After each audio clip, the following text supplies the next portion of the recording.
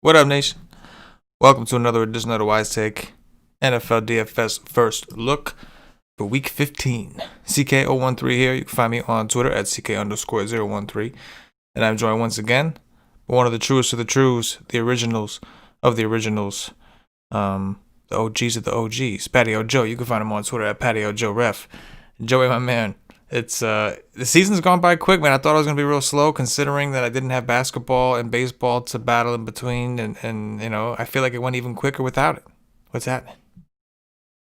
Well, you also have, a baby on the way, so that kind of like, your days are numbered from really having your freedom taken away from you, inch by inch, a little more every day. Your freedom gets taken away from you. So I'm sure anybody who has kids will attest to that, especially if you have more than one. Then you really have no time. Just a slave to the game, man. Slave to the game. Nice words of wisdom from Patio Joe, who's been trying to prep me on the upcoming parenthood. But yeah, that could have something to do with it. But you know what I think it is? I think it's because I've been able to take my time with football. Not to say we always make time to do what we have to do, but being able to research, longer periods at a time throughout the week. Wow, dude. I'm sorry. Was it just me, or was that a massive coffee cup? Was that just massive, or? It's just a big. Okay. I mean, it's No, kind of big. it was looks like that shit was playing games with my eyes for a second. I was like, what the fuck? But yeah. But anyway, Week 14 is in the books. We've got some review to do. We had one person win both FanDuel and DraftKings. Shout out to him. Nice. I think it's Permastunt, I think is his username on the sites. But he popped in there, won on FanDuel and DraftKings. So we're going to give him some props and go over his teams real quick. Let me just get this set up for those of you who are watching. What the hell? All right. Yeah. Oh, here we go. I got it. All right. Permastunt on DraftKings. Won it by 2. True Gamer. It was actually tight, man. First place was 169. Second place 167 from True Gamer. Austin Clampett 166. It was pretty tight. Patio Joe in 5th. Not bad, Joey. Not bad. And they call you the cash game FanDuel guy. Going at 5th place. You would have probably cashed if this was like a, not winner take all situation. You know what I mean? Aaron Rodgers, Derrick Henry, Ronald Jones. That was some late action that raised his ownership late. We found out Fournette was inactive. Devontae Adams, who's just got a phenomenal floor. Looks like he played Johnson from Jacksonville. Mooney, he went very different. Schultz at tight end. McKissick, who was obviously very popular and pretty disappointing. But the Washington defense with a 23, I think that's what sealed the deal for him. The Washington D. Well, I'll verify that by looking at True Gamers. No, True Gamer also had what? Oh, yeah, True Gamer also. No. True Gamer had Cowboys. So yeah, that was one of the difference makers for him. One of the difference makers. What did Joey have? Let me see what Joey had. Trubisky. Joey did the dirty with Trubisky. He did it, man. He's been talking about him in the Slack all week, letting everybody know, man. He said this is the week. Fire up Mitchie boy. I love it. Congratulations, Permastunt. Real quick, we'll go over to FanDuel. And Permastunt, very similar team, right? Rodgers, he had Montgomery in this one, which was big. He got away without needing Henry on FanDuel. Use Montgomery. You still use Ronald Jones, Adams, Curtis Samuel, who has had an outstanding floor recently. Tim Patrick, Travis Kelce. That was a big one, right? He completely crushed the field. I went with Cowboys D, McKissick. Congratulations, Permastunt. And Joey was 5th in this one too, man. I guess 5th was just your deal. It was just right. Like it's just like that's just where you were. Yeah. You played Rodgers on FanDuel, which was a great play. Talk to me about the. Go ahead, take a victory lap on Trubisky a little bit. Go ahead, Joey. Well, Trubisky was the pay down option. He was like what people didn't realize, and I wrote about him in like my article, like an update. I was like, he's playing the guy that everybody thinks that the Bears should have drafted in Watson. So like he was playing for like a little bit added incentive, and he had a little more drive. And the Houston defense is just god awful. So both on the ground and through the air. So at his price, and it afforded me to pay up at other spots. I don't necessarily know what that lineup in particular, but I bet you, I had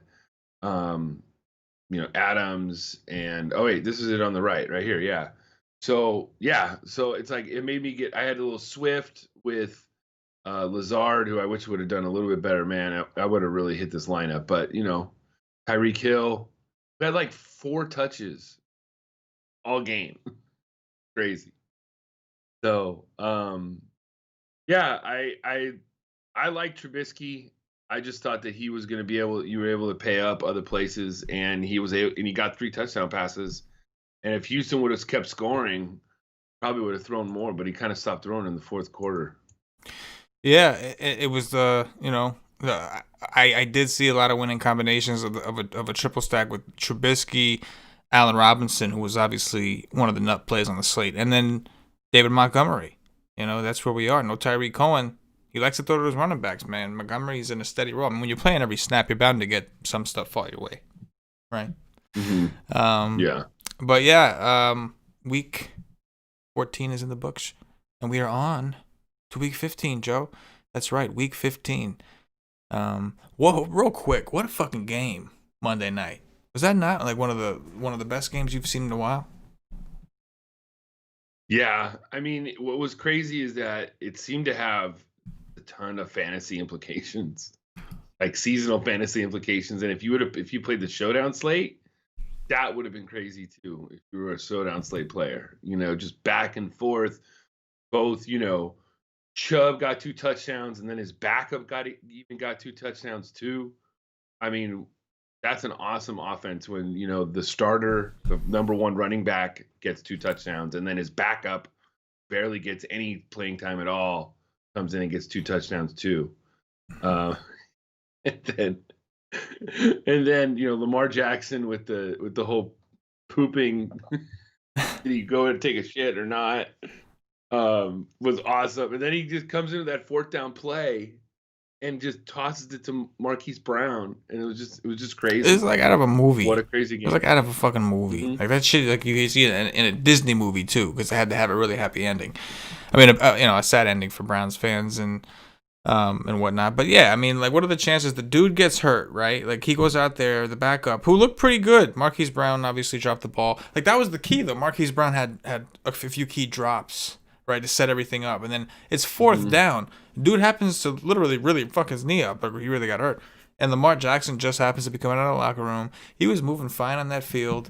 And then on top of that, you get a broken play to Hollywood Brown. It was just wild. And listen, I was grateful. Like, even the way it ended, like you mentioned fantasy implications, in the betting market, that safety at the end. Think about what, like that was man. Just insane. Like the safety at the end. It was going to be a push. Everybody's done. The public was all over the Browns. So there were a lot more Browns tickets out there. And for it to end that way, like, oh my gosh, it was crazy. I patted myself on the back. I did tell everybody to bet the Ravens -3. So I'd rather be lucky than good. I say that any day. But wow. You know how we were saying for show how I had like a little sweat. I was playing my matchup and I'm like basically tied with this guy. Like me and this one guy tied at 179 points, and like this whole game's going on, and you're talking to me about this whole game, right? Imagine trying to do this while you're trying to put 3 children to bed. It was literally, I was telling my son, I'm like, I will download whatever game you want me to download. Just you go to sleep right now. I need to watch the end of this game. It was so bad.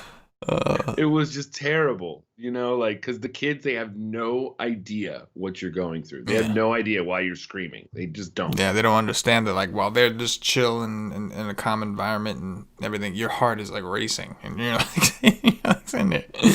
And then my 6-year-old, you don't even know sometimes if he's trolling you. He'll just come up to you and say, "Hey, Daddy, how's your fantasy football going?" Which, mind you, like if you're winning, it's like it's a fine question. But if you're losing, especially like even if you play fantasy DFS and you're a tournament player, like that is the worst question you could ask someone. Because like if you're playing tournaments, like you're doing things every week to be different. So you're playing, different routes. Sometimes you're avoiding top plays to even though you realize that the other one has a higher probability of coming through. So it's just like that's just for people who don't understand. Like they think it's just making conversation. And then when somebody asks, like, unless you catch them on a good day, it's like you happen to be winning like 20 G's, and it's like, oh yeah, I'm actually doing really well. It's just like then those conversations are great. But yeah, I can understand that. How's your fantasy teams doing? How's fantasy football doing? Oh, Jesus. My 6-year-old's trolling me. Yes. Yes. All right, we're about to get into the Game by Game Nation. Please hit the like button if you haven't already. Appreciate those of you who already have. Subscribe to the channel. We're doing NBA preseason as well, Monday through Friday. So, if you're into that, stay tuned and subscribe to the YouTube channel. All right, Joe. We're going to start things off with the Tampa Bay Bucks and the Atlanta Falcons. We have a 50.5 total. The Bucks open up -4. They're up to -6 at the moment. Talk to me about Tampa Tom and the Buccaneers. Yeah, Brady's price is at 7,900. If you look at all the other quarterbacks on the slate, I just every quarterback above him on FanDuel has like major rushing upside. Like there's just not much, like you would want to have. Like I just don't see how he's going to compete unless he's going to throw 4 or 5 touchdowns. Maybe in his game stack, I'm totally with it. This game could shoot out. Ronald Jones I think he's on the doubtful side of questionable. So that puts, Leonard Fournette back into the conversation if you wanted to go there. I just don't trust him. Even LaShawn McCoy, they're both probably washed up. Leonard Fournette's starting to become like Trent Richardson kind of status. Wide receiver, it's just really tough. They have good matchups all around. Godwin, Evans, and Antonio Brown. I just don't know. I feel like Brady kind of cannibalizes them all. Like he doesn't focus on one, and one can't excel. There's just too much. So, and they're all priced in an area where you're like, could you really like depend on it unless you're gonna want to just go with a full-on like onslaught game stack. Gronkowski, I think, has another good matchup too. At 6,300, he'd be interesting. I also think that the Tampa Bay defense should be considered and in play. We all know Matt Ryan can give up a couple picks, give up sacks. He's not too mobile. And I just kind of I think the D should be on your list too. Yeah, so the Ronald Jones news is going to be pretty big. I would imagine that if Jones is out, people are going to try to play Fournette anyway, assuming he's active, and it is a little concerning. For the price on DraftKings specifically, where you don't necessarily need touchdowns for him to pay off at 4,500, it's enticing, especially because he was considered the pass game guy. The fact that he was a healthy scratch last week, though, is a little concerning. And they elected to play LaShawn McCoy and the other guy over him. So I guess we'll have to kind of wait and see. Ronald Jones, when we updated these projections this morning, at the time I hadn't heard that he had surgery on his finger. So I don't know. I mean, sometimes you see guys get those and they wear a brace, but this dude's a running back. So I don't know. There's a lot of hits. That's all I'm saying. So I'd be surprised. I think, if you take the game last week, the Falcons gave up a ton of catches out of the backfield. Yeah. To Eckler. Yeah. I mean, Eckler had like 8 or 9 catches. They were trying to throw screens, this and that. And I think then that on DK, that makes Keyshawn Vaughn probably almost dirt cheap, almost min price in play. I think that they would elevate him to more of a role this week if Ronald Jones is out. That's my hunch. Yeah, and to be honest with you, like we have him in at the moment because he has not been ruled out yet. But if he does get ruled out, like that's going to be one of the I think one of the more key spots on the slate. There wasn't a ton of value that I loved, so getting an opportunity like this would be big. But you got to decipher through and get out of this shit. The other option is to with or instead of play Tom Brady in the passing game. But like you said, it's pretty crowded. And against Atlanta, like normally I would stick with Evans, Godwin, Brown, just assuming that they have upside, all this, and that's fine. But like you'd mentioned, this is a really good spot for Gronkowski as well against Atlanta, who's given up a ton of fantasy points. I think we have him as third most fantasy points allowed to the tight end position. So either way, like you want some offense here. It's just going to be a matter of keeping up with the news. Like I don't think I want Ronald Jones if he's in. But if he's out, I could definitely settle one of these pass options. And like you said, it may even turn into like a Tampa Bay onslaught offensively if your players are cheap. If it's like I can get a running back for $4K or $4,500, whatever, Tom Brady, Rob Gronkowski, and then one receiver even. Like I'm pretty heavy, but those guys are so cheap that it would kind of work in your favor if Brady's hitting them all with touchdown passes. So it could be a unique situation. What about the Atlanta side? The Atlanta side, Matt Ryan, you can't depend on him. It's just he has been eroding since about week 10, and it's just not pretty. The one dependable option, screw the running game, just don't even worry about it. The one dependable option would be Calvin Ridley at 8,400. Last week they found ways to get him the ball, and he got. You could almost lock him in for 10 targets if Julio's not going to be there.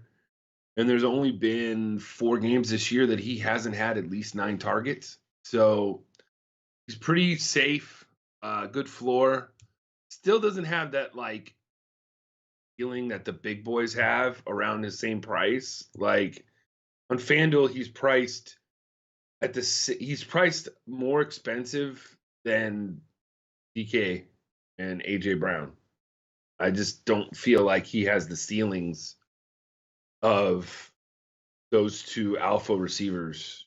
Justin Jefferson has a higher ceiling, and he's less than Ridley.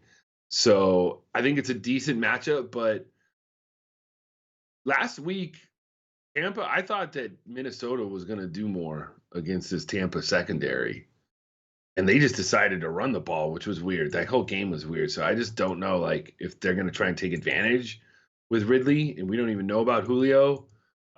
Gage obviously is somewhat interesting because of no Julio. And then Hayden Hurst is on the list of guys that if you wanted to throw a dart throw, he could fall into the end zone, but he's pretty much a wash. Yeah, I'm with you. I think really for me, looking at these guys, my initial take is the only way I would really use these Atlanta players is as bringbacks if I had some Tampa stacks, not even with Brady, but if I just went a 2v2 stack with the run game and a receiver or something. And yeah, Ridley, it's funny. I feel like Ridley has a higher floor when Julio's out, but I almost feel like he has a higher ceiling when Julio's in. And because I feel like Matt Ryan doesn't play as well when Julio's out. So, yeah, you get a bunch of targets, but a lot of them are forced. You've got a defense constantly preparing for you. So, I know it sounds crazy. And, I still, if I'm playing Ridley, I'm still nervous about paying that price. I kind of prefer Julio out and just secure the floor at that case. But that's why I probably would only play him in tournaments as a bringback because I'd really only be doing it to force some correlation.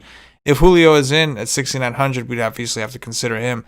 But Ridley is the one that should do well. This is a team that gets beat deep. When they do get beat, they get beat down the field.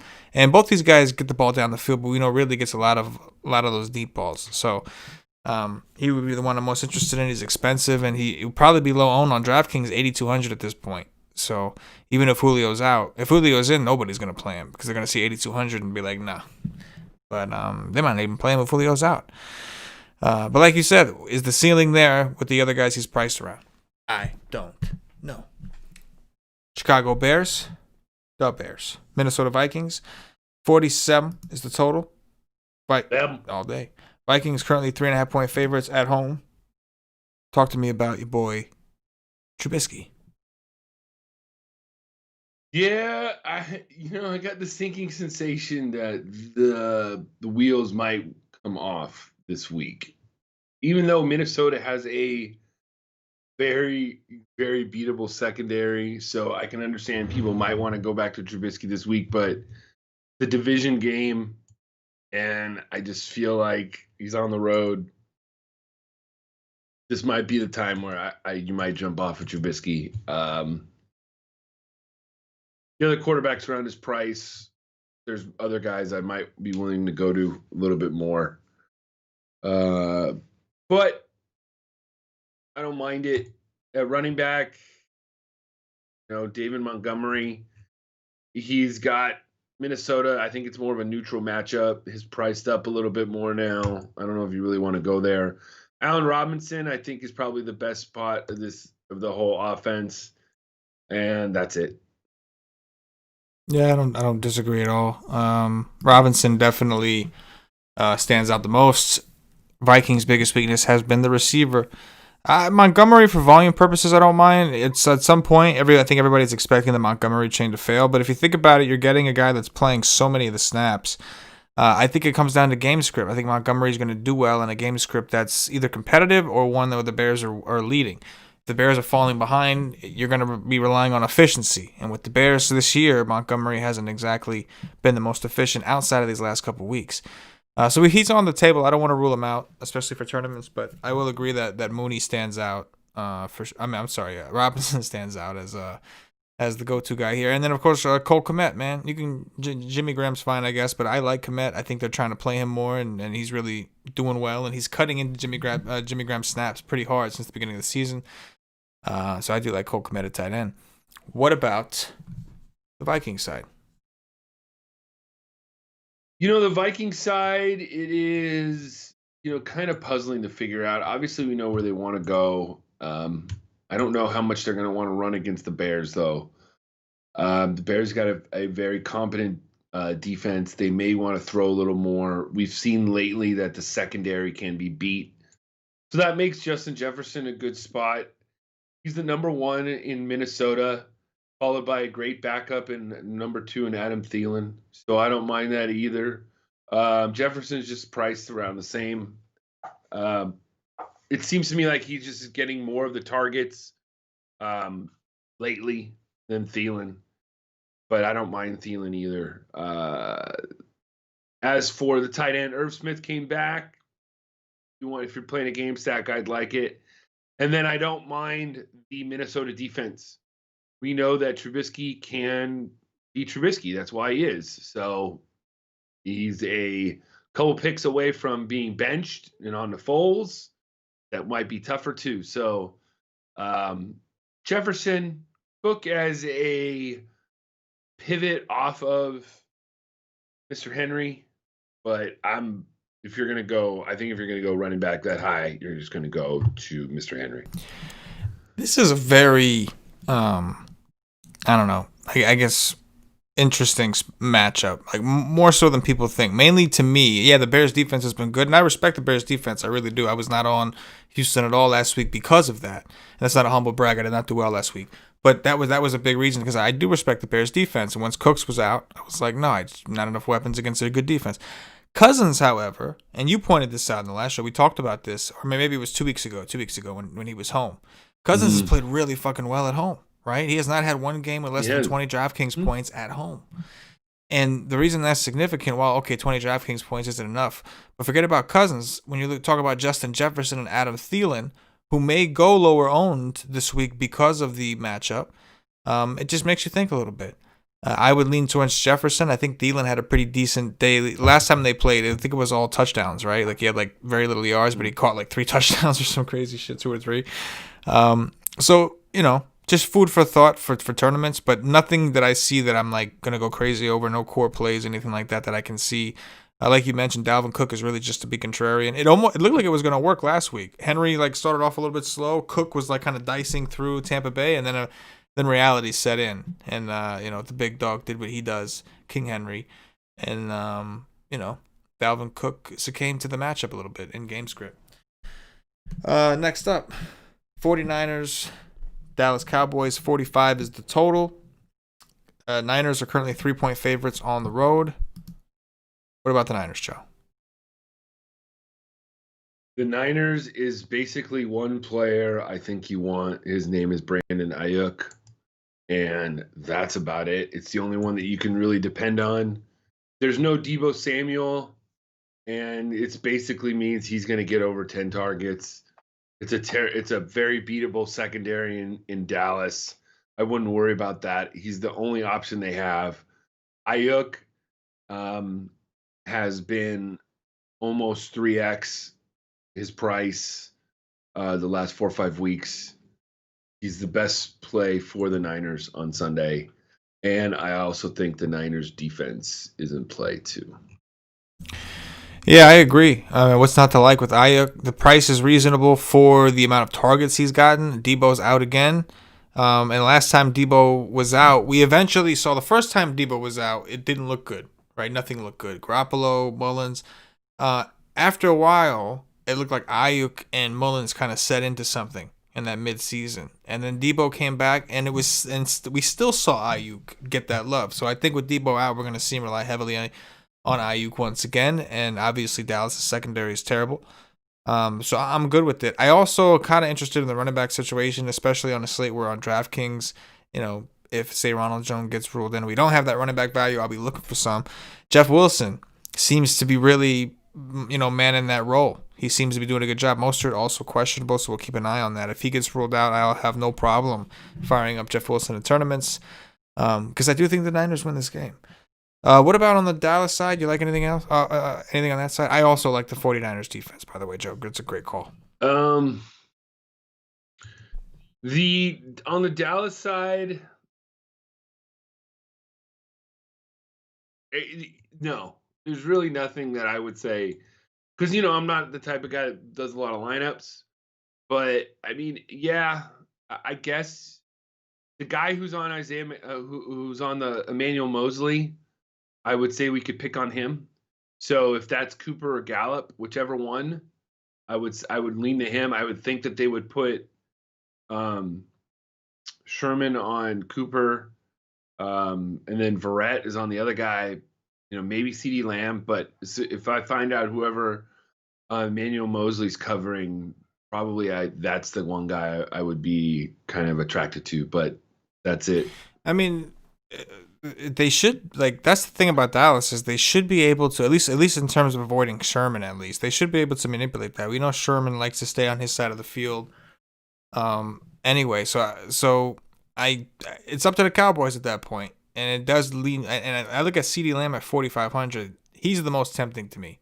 And I know Gallup has seen some stuff, but I agree with you. I think Gallup could find himself in tough matchups. CeeDee Lamb has gotten a lot of targets from Dalton, yet his price has come down on Draft. He's 4,500 on DraftKings. Again, I like the Niners side a lot better, but that would be the one spot where I'm somewhat interested. What a world we live in, Joe, where Ezekiel Elliott is 6,100. How the mighty have fallen. David Johnson, nothing. Le'Veon Bell, nothing. What happened? It's a young man's game. It is. And now 30 is almost ancient. It's like 28. You're almost now. I mean, bro, look at Adrian Peterson, who is still a good back in my opinion. He's still solid running back, but this guy was like legendary status, right? Like get an autograph from him and you can make some serious money, and you still can if it's Vikings. Like people like to pretend like he's not playing still. He's still playing. It's crazy. Okay. Seattle Seahawks, Washington football team. 44.5 total. Seahawks, 5.5 point favorites on the road. Talk to me about Russ.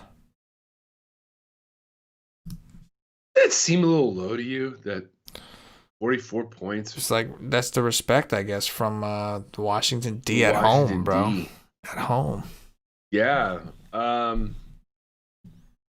mean, then that's a great spot. I think that just seeing that, knowing that people won't go to that offense just because they're going to see Washington at home. I don't Obviously, the man-child, DK Metcalf, is always in play. There's not really anybody that can stop him. Tyler Lockett, they finally moved his price down a little bit on FanDuel, but it's still too much. Since his 45-point game all the way back in week 7, he's only had double-digit points one game, and he's still 7,400. They will not price him down because they just think that he's going to have another blow-up game. It could happen. He's a total GPP dart, in my opinion. I could maybe see a little bit of Seattle D just to get a little pressure on Alex Smith and all, because that leg's not right. But do we know if Alex Smith is going to play?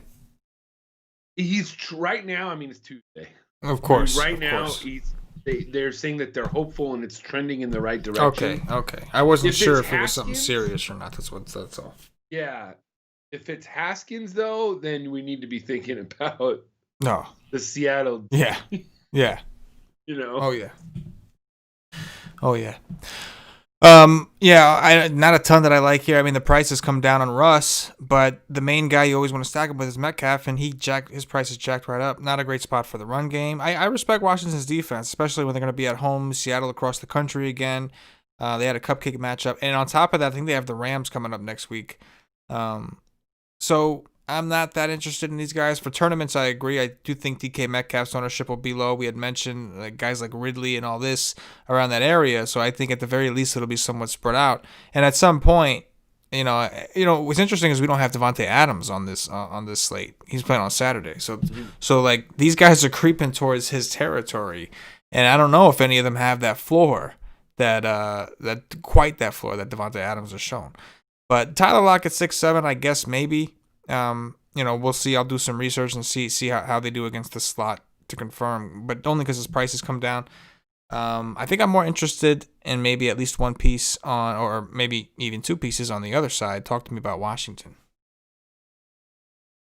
Yeah, Washington, I think that on DK it's J.D. McKissick, especially if you feel like this game's going to be an up and down matchup.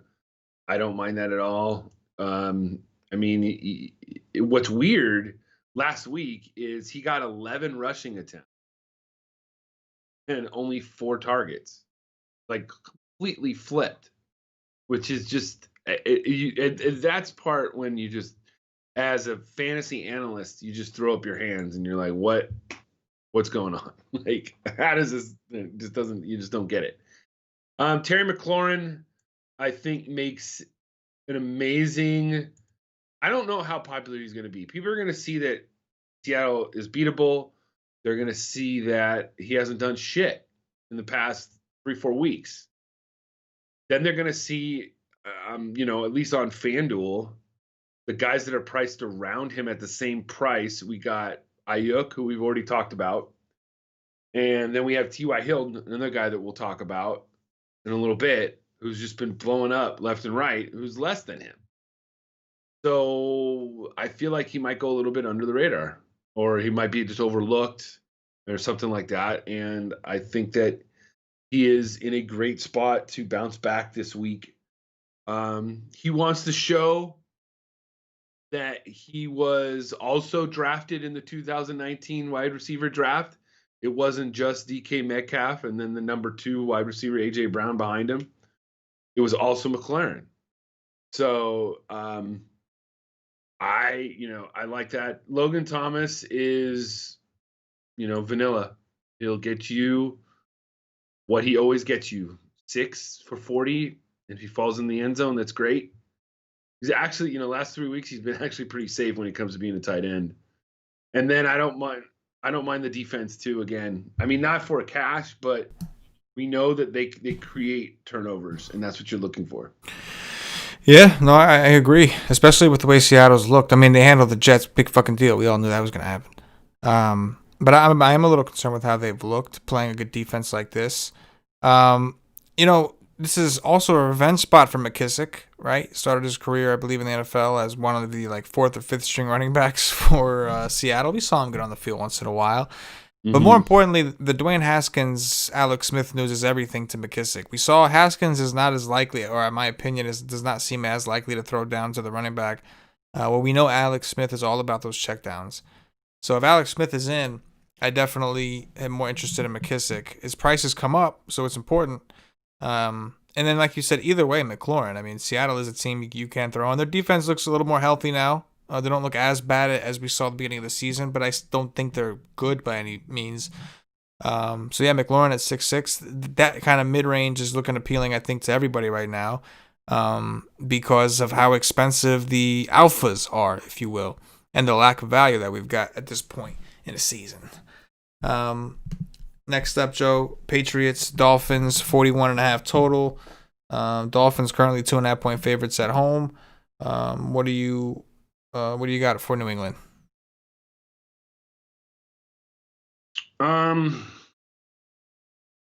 It's funny when I look at New England, and if there's one part of their offense that I would, or one part of their team that I would look at, is their defense this week.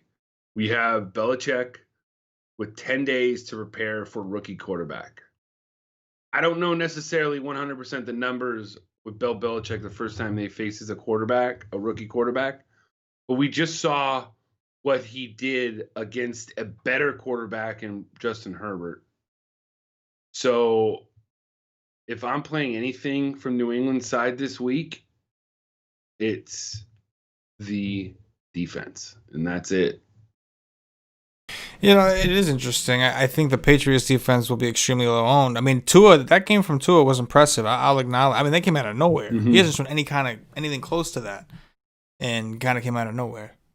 So I could see maybe it was just kind of up for the situation. This is a division game, but if you're gonna crash, it's gonna be after a game like that, and you just shut out with Patrick Mahomes. Not really interested either here. Damian Harris is questionable. If he were to miss, I would contemplate the James White, Sony Michel thing, because for once we'd have 2 running backs for New England instead of fucking 3, 4, 5, whatever. Now that Burkhead's on the IR, and they're cheap. And I think Miami, that is one of the places Miami's been a little vulnerable, is against the run game, at least at times. But not a ton interested in anything else. I mean, maybe some Jacoby Myers, but his stock seemed to have fallen a little bit. We've seen Bird get more targets. He's cheap also, but that's really it. Just looking for value maybe. Dolphins, the one guy I think that stands out, not knowing if Gaston's going to play, Breida, or whatever, the one guy that stands out right now because he's so cheap is Lynn Bowden Jr. He got the touches last week at running back, and he's put as a receiver on FanDuel. So he went 7 for 42 or 7 for 82 last week. So he got some run, and so I think he's the one guy I think out of this offense that I like. I mean, didn't we Gesicki's out pretty much? I think he hurt his neck. He's pretty much done. We know what Tua does to the other receivers. They're just, you can't really rely on them. I guess if you were, a 150 lineup guy, throwing Tua in a lineup, I guess wouldn't be terrible just because of the rushing upside. But that's about it. Yeah, I agree. There wasn't a ton I was really into on the Miami side. Like you said, maybe Lynn Bowden. Maybe Adam Shaheen. I always want to call him Sheehan. Adam Shaheen, maybe, getting some of those Gesicki reps. Tua does throw to his tight ends, but it's just not always the same one. But now he's down one, so I guess, I don't know. Maybe nothing will change there. But yeah, I'm just not that excited in the game.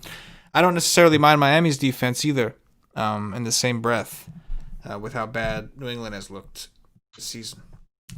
Jacksonville Jaguars, Baltimore Ravens, 46.5 total. Ravens 14-point favorites at home. What do you got on Jacksonville?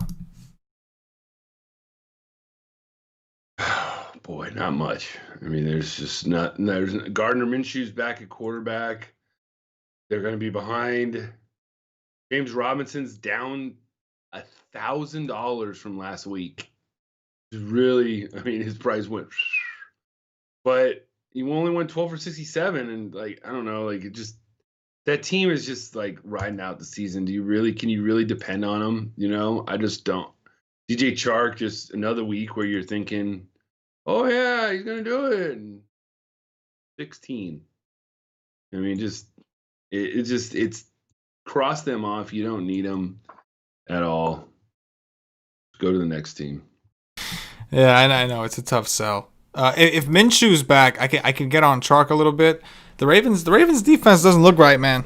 Something looks off, and they're on like this really tough like rest period because of the COVID stuff.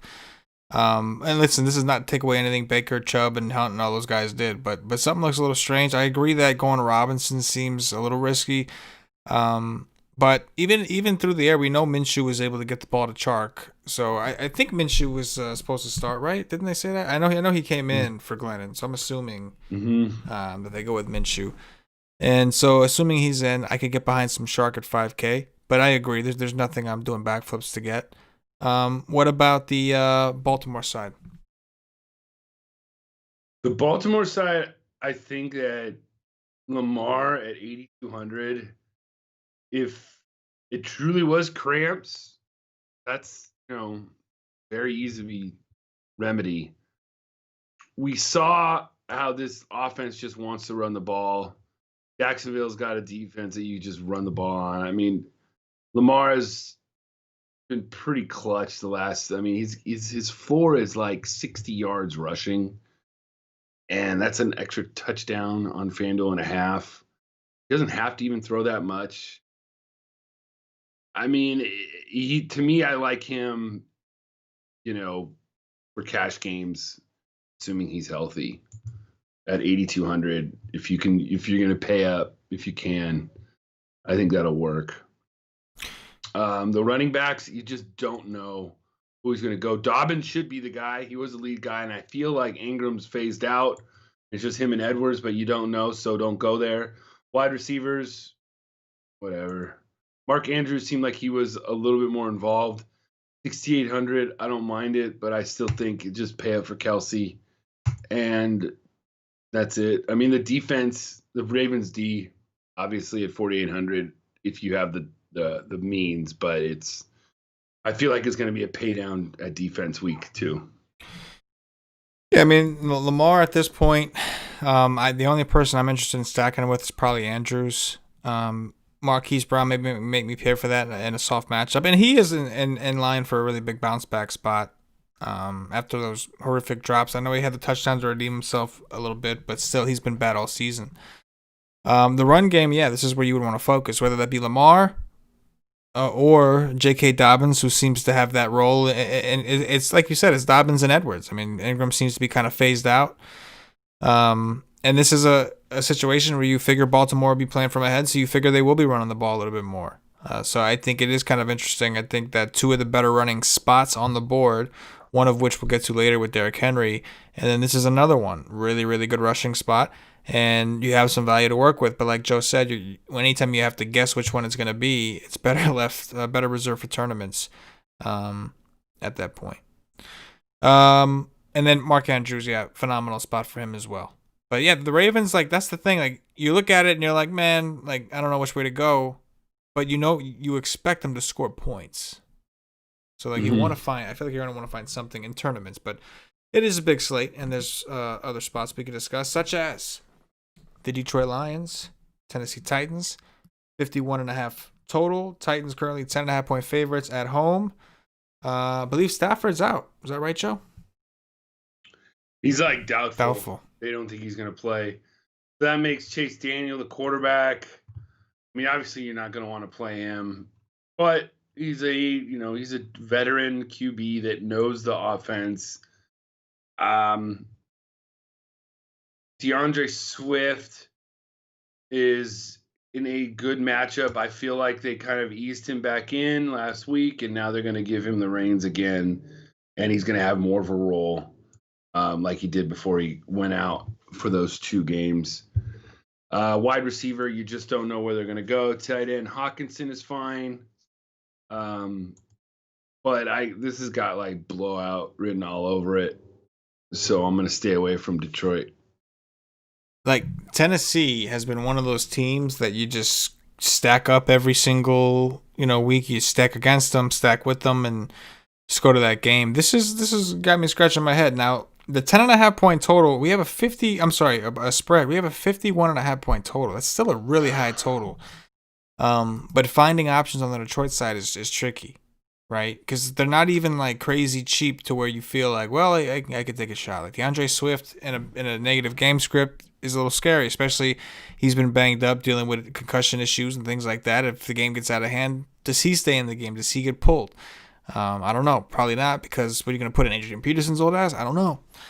Hawkinson 5,200 with Stafford, I'd be totally down. I'm a little hesitant with Daniel, but maybe everybody will be. So some question marks here. Tennessee's defense is bad though. Maybe this is the one spot you can play Tennessee's defense.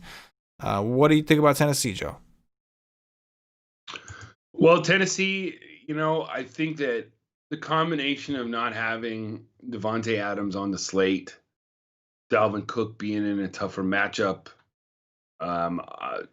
it's Derrick Henry day. Also, in my main seasonal league, I'm going to be playing against him, so I'm pretty much going to have 100% Derrick Henry in DFS, because if he goes off and I get beat in my seasonal league, I at least want to have him in DFS. That's the hedge life as we play. Obviously, the wide receiver spot, you can go to A.J. Brown and Corey Davis. And I think Tannehill, if you're doing like a whole stack up kind of thing, is fine. Jonnu Smith is fine if you're going to do like an onslaught. And then I think the Titans D is going to be one of the popular plays on the slate if you're paying down at 3,900. Them and the Dallas D, I think, will be the most popular defenses if you're paying down. The Titans are priced up on DraftKings, 3,400 on DraftKings for the Titans D. So DraftKings is obviously, they're 39, and that's like right at the mark. Like anything above 4 is like a little bit expensive, but if you're under 4, it's sort of affordable on FanDuel. So on DraftKings, like I look at like 3 as like that line, right? Like the Niners are like 3,100. The Niners against the Cowboys, and the Titans are 34 against Detroit. I get it, they priced up for the situation. But that might settle down some ownership on the DraftKings side. Derrick Henry every week this forward. I think Henry's got some of the softest running matchups on the board, and this is one where you expect the game script to favor him. I think the only real way he doesn't hit his salary is if the game is too out of hand too early, if the defense takes away some touchdowns, if A.J. Brown takes some touchdowns, or Tannehill runs some in, and then they pull Henry for whatever reason because they're up too bad. Like that's the only scenario. Right? If Henry plays a full game against this team, I just don't see how he doesn't just completely smash. And, when you look at this slate, to grab a floor that high and a ceiling that high, it just seems reasonable. So hopefully there's some value to help make that a little bit easier. A.J. Brown I'm fine with to a little bit of a lesser degree, typically more variance with the pass game in general. So, yeah, I'm good for it. The matchup's solid. Everything looks great. But it just seems more of a Henry game. But I'm fine playing it both. You played it both last week. You were in good shape. Let's go on to the next game. We've got the Houston Texans, the Indianapolis Colts, a rematch from just a couple weeks ago. 51 is the total. Colts 7.5 point favorites at home. Talk about Texas, Joe. The Texans. Yeah, the more that we're talking about this slate, it might be last week it was a pay up at wide receiver spot. I think this might be a pay like kind of mid tier pay down at wide receiver spot, because you look at the receivers this week, like none of them are in like an absolute like nut spot. Like last week there was like 3 or 4 of them. You're like, God damn. But down next the next game, Houston, Indiana. We have the rematch of a couple weeks ago. Watson, it all depends on if he gets any of these options back. We have a good quarterback playing with, JV players with him. So he did his best as he could. Kiki Kuti, who seems to have great games against Indy. He's had like 3 good games his whole career, and they've all been against Indy. He gets them again this week at 5,900. Not a bad play. You don't want to go to the tight ends. You don't want anything in the running game. Houston's doesn't look good this week, even if they do play. I think they're going into a buzzsaw. Yeah, I mean, I struggle with this one. We have a decent total. I believe that Deshaun Watson is very talented, very good, and whenever he's under 7K, I'm always interested. But I am a little, worried. Losing Will Fuller was kind of like the last straw. I think he's done well considering he lost DeAndre Hopkins, one of the best receivers in the league. But now he's down Fuller. I don't know. With Cook's in there, he's obviously capable. Maybe it's a week we give a shot to Kuti. So I don't want to rule him out just yet.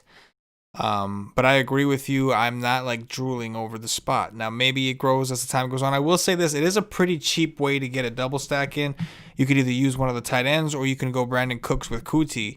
And you can combine that with Watson, who we consider a stud quarterback on most slates. It's not that heavy of a price, and it kind of fits like what you were saying, Joe, with more of that balanced receiver, mid-tier type deal.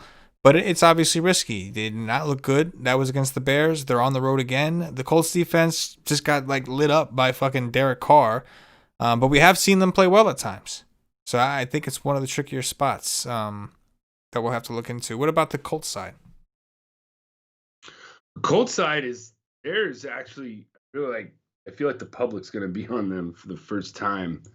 At quarterback, I think that old man Rivers is kind of got to be, he's kind of in that range of Cousins and Trubisky area. I kind of, if I was rating them, I go Cousins, Rivers, then Trubisky this week. But the two plays from this game, I think, are going to get a ton of ownership. One is Jonathan Taylor. He's just got a great matchup. And we're seeing what everybody said was going to happen at the beginning of the year. Finally, the Colts are giving him the rock. And he's producing. Last week against the Raiders, absolutely torched them. Part of the reason why I cashed in my cash game lineups this last week was when Jamison Crowder was marked in, I moved off of Keenan Allen and actually moved on to Mike Williams, who got me a goose egg. But I had to fill in somewhere, and I put in Jonathan Taylor, who got me like 35 points. He made up everything. So that was a late swap kind of thing. And I don't really late swap ever in cash, but it was only because of the news with Crowder in, and I didn't want to have Berrios then. And so, because I was trying to pay up a wide receiver. But Taylor obviously was what, got me over the cash line, which was good. And then the wide receiver spot, T.Y. Hilton, is just, I think that, you better get on the train this week because he's 6,800 and he's going to be over 7K when he goes off against this terrible secondary with no Bradley Roby, who got destroyed last week again. Like I said, Allen Robinson. So, I mean, we're at this point of the year where we know who to pick on and who's not going to have something. And it's just, I don't stack in cash, so I feel like I'm going to have to make a choice between either Taylor or Hilton. But I feel like on the trains, they could both be in there and such. But right now, I think I like Taylor just a little bit more. But if you think that this is going to be a shootout, then I think Hilton is in for a massive day. And then tight ends, it could be Burden or whatever. I like the Indy D a little bit also. Man, Hilton, the funny thing is Hilton has he always beats the shit out of Houston. Something about Houston, whether home or road, doesn't matter. That's been the one spot throughout his career that has been super consistent, aside from his home and road splits with Andrew Luck. He has always torched Houston, regardless of the quarterback. And he was in a rut. Go figure, he plays Houston and he gets right. And he's playing Houston again. This time he's at home. Everything looks good. Everything looks like a go for T.Y. Hilton. Phenomenal spot for the running backs. Taylor seems to be manning that position once again. So Taylor and Hilton. I mean, it seems simple. but also seems like it's going to be fairly popular. I think Hilton may actually be a little bit more popular on DraftKings, Joe, because like you said, you were talking about that mid-tier area. They're not being a ton of value, and some of the other name guys being priced up all the way. Hilton is 5.5 on DraftKings and kind of gives you that. Taylor's 7.2, so if you're trying to play Derrick Henry with these guys, which I think a lot of people are going to try to jam at Derrick Henry, Taylor's not helping you out. Hilton is actually doing something for you when you consider the upside at the price. So yeah, I 5.5 is great. Yeah, I completely agree. Moving on, we've got the Eagles visiting the Cardinals. We have a 48.5 total. The Cardinals currently 6.5-point favorites at home. Jalen Hurts didn't look so bad, at least from a fantasy perspective. What do you got on Philly, Joe? Hurt so good. Come on, baby, make it hurt so good. I think he's the pay down option in cash, and he might actually get some traction. The word is that they're saying he's going to have to throw more this week because they think they're going to be playing from behind on the road in Arizona. All of a sudden, Arizona's back to being a good team again. I don't know. But he ran for over 100 yards. He had 18 rushing attempts. He did exactly what you needed. You needed him to do. So remember last week in the chat, I don't know if it was Friday or me and Paulie were going back at it, Trubisky or Jalen Hurts. And Paulie was like, Jalen Hurts. And I was like, no, I didn't know. But I played Trubisky. Yeah. And he wound up outscoring him. But this week, I like Jalen Hurts. Another start another game under his belt last week. I like it. Running back, Miles Sanders is fine. We saw him kind of break out. He's 6,800. I think he makes a good GPP option. You don't know how much usage he's going to be, but if he does what he does last week at 6,800, that's just an awesome value. You don't have no idea where he's going to go with the passing game. Goddard is in a tough matchup, so I kind of want to stay away from the tight ends. Also, of course, he could fall into the end zone and catch 4 for 40. I mean, he's still Goddard still led the team in targets last week. So if that says anything, even though Hurts was the quarterback, I think I'm playing Jalen Hurts naked if I'm really doing anything with Philly. Yeah, how about the game Miles Sanders had?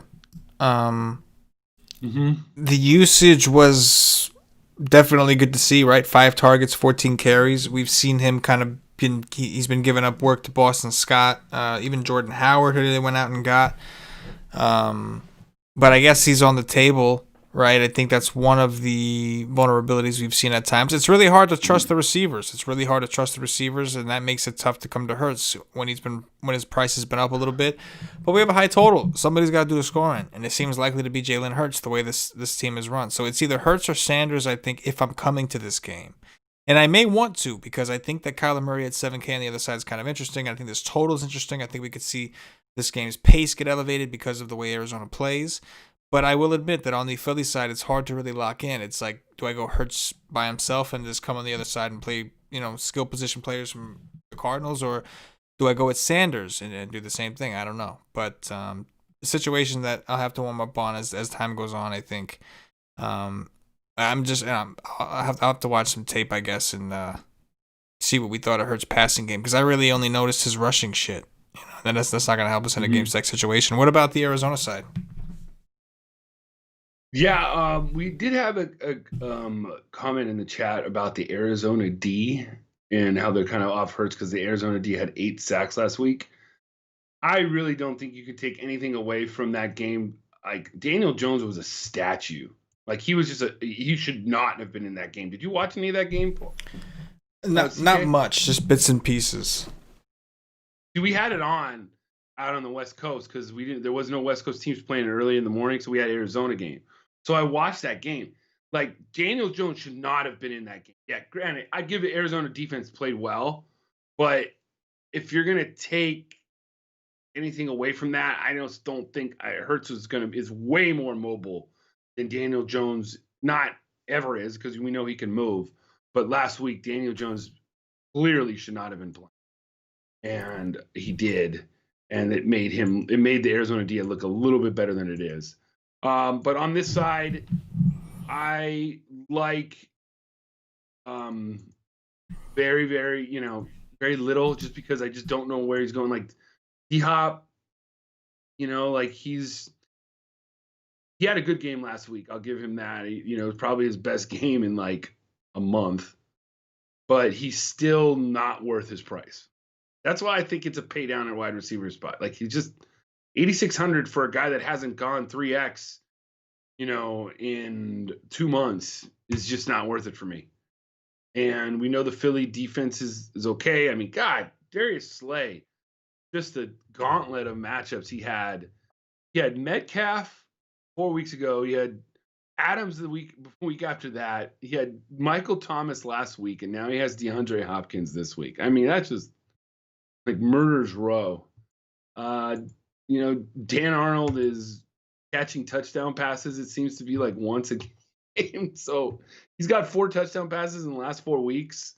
So he's a dart throw, I think, if you wanted to stack him up. But I'm not into the running game really. It's a weird.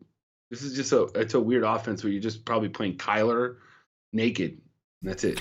It's kind of an interesting time to buy into Kyler Murray in this offense.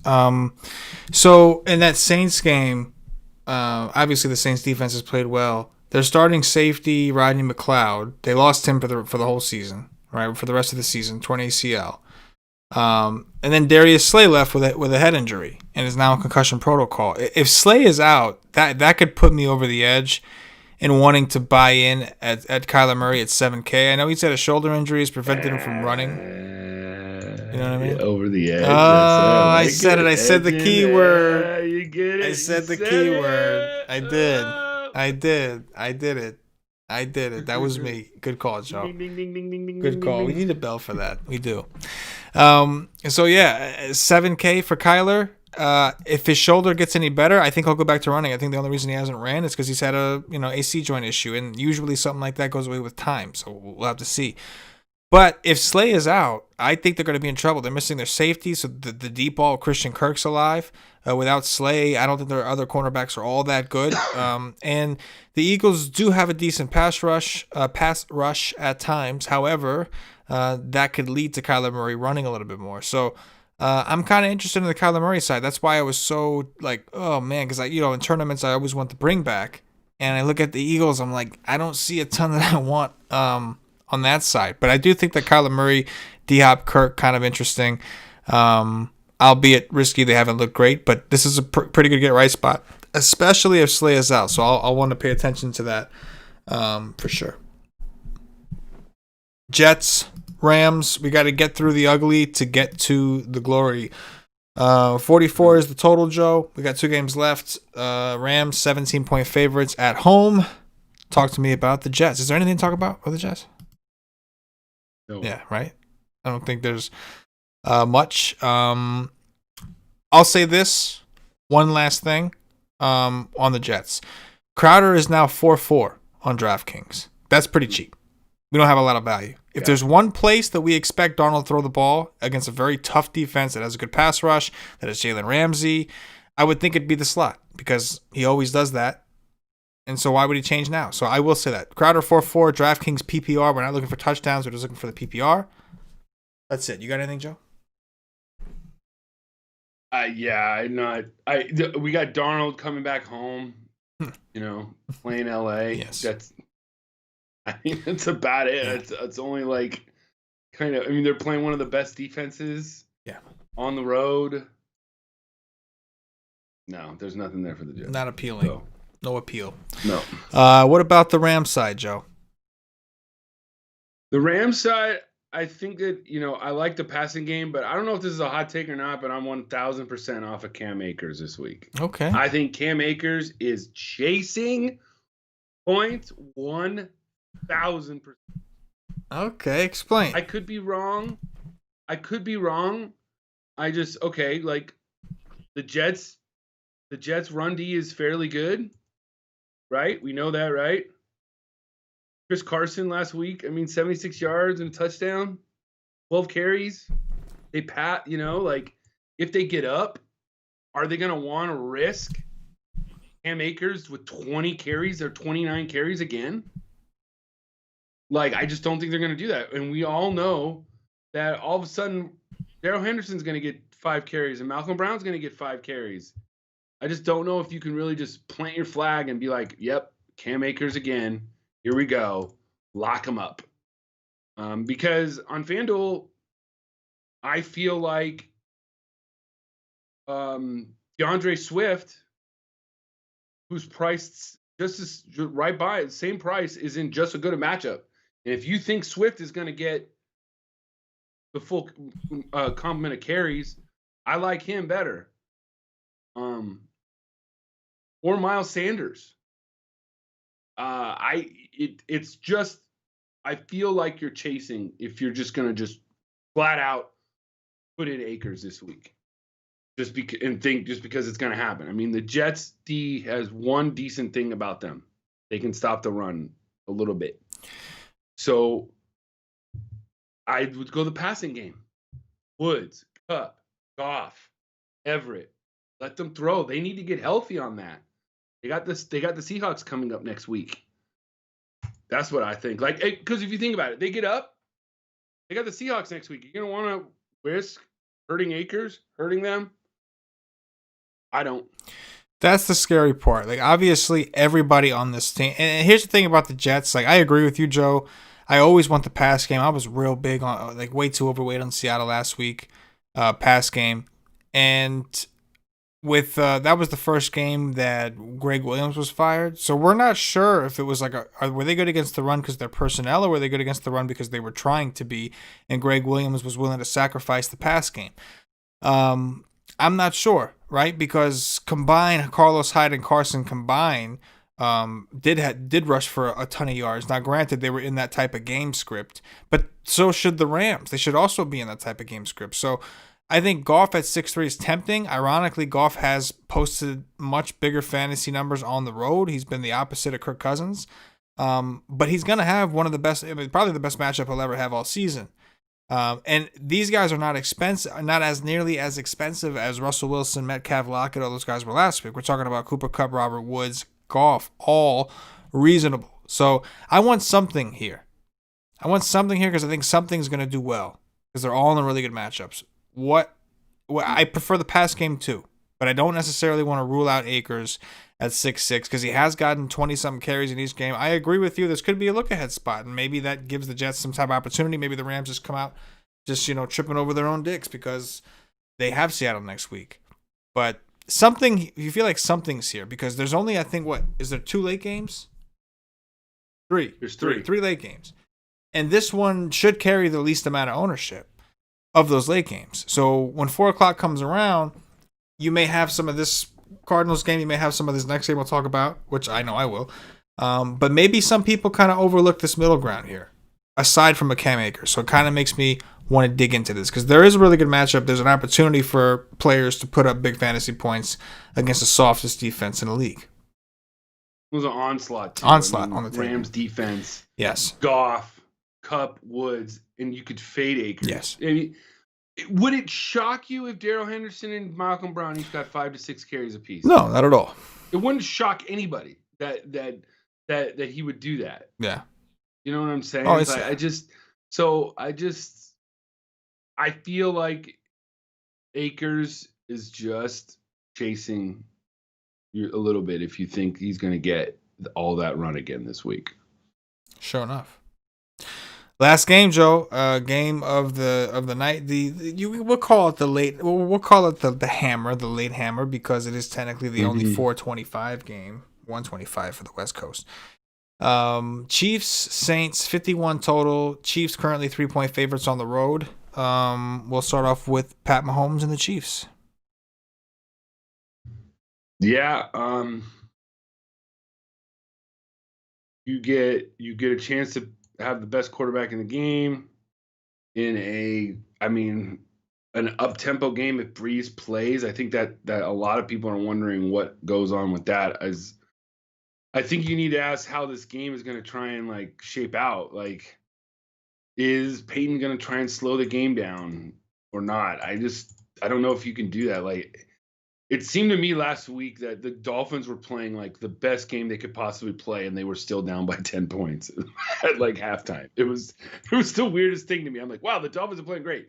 Yeah, they're still down by 10 at half. Like, it's just that's how good the Chiefs are. So, and if you think that New Orleans can, put up some points on the way back too, like I like, Mahomes in a great bounce back spot. He had 3 picks last week. I mean, I don't remember a lot of time he had 3 picks ever. Like he almost probably lost the MVP race last week to Rodgers. I like this spot, wide receiver, obviously Tyreek Hill, but to me, it's if you can, like, because there's no real big pay up options at wide receiver. You think that like Tyreek Hill, like he did all that on like 5 touches. Like, kind of hard to think he's going to do all that, and just you need to give him more volume if you really want to lock in a 9K player. So to me, it's like Travis Kelce. They're going for the record for being the first tight end to lead the league in receiving yards, on top of that, including receivers.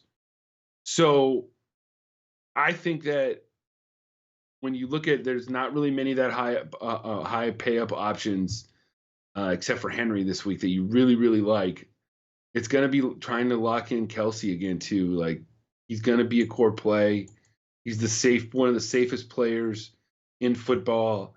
And if you look at the other quarterbacks or the other tight ends, is there anybody that could really match him if he goes off? I mean, Andrews would have to score 2 touchdowns. Same thing with Gronk. Nobody has the volume that he has. So to me, it's Kelce, lock him in.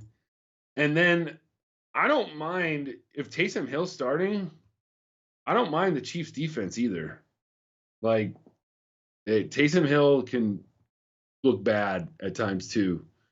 So this game is interesting, but to me, it's it's the obviously Mahomes and Kelce are 1 and 2, and then Tyreek Hill. I think last week we saw Mahomes with some ownership, and this week I don't think we will, because I think this week you have to choose between Derrick Henry and a Mahomes stack. You can theoretically make it work, but especially if you want to do the Mahomes, Tyreek Hill, and Kelce, they're so priced up at this point that you're probably not fitting Derrick Henry with those guys. So decisions have to be made. That may lower the ownership. I'm going to have Patrick Mahomes stacks regardless. I think we should always, whenever he's on a slate, he's got a 51 total. He's in a dome, playing a defense that I think has played really well, but I don't care when it comes to Patrick Mahomes in this offense. So yeah, like you said, Tyreek Hill, Kelce, I want them every which way. Mahomes 7-9, his prices come down. Don't give a fuck. Let's do it. Saints side, Joe. The Saints side, I mean, talked about it. It depends on if Breeze is playing or not. We saw that Kamara got 7 targets. He finally got he got 10 targets actually, and he got 7 for 44.